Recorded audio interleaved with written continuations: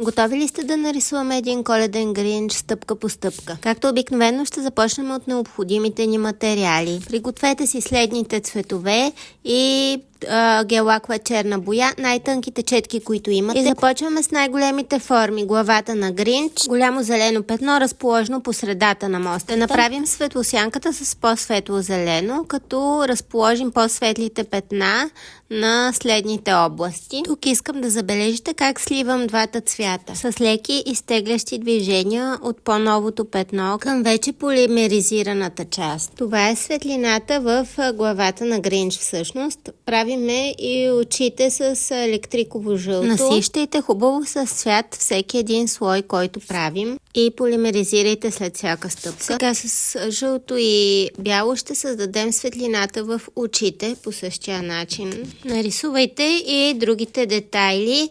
Бялата пухкава част от шапката на гринч и червения му костюм. Върху тях също ще добавим светлосенки, като за червеното ще използваме черно плюс червено за потъмняване и черно плюс бяло за потъмняване на бялата част от шапката. Разнесете, както ви показах преди малко, добавете контури и сме готови.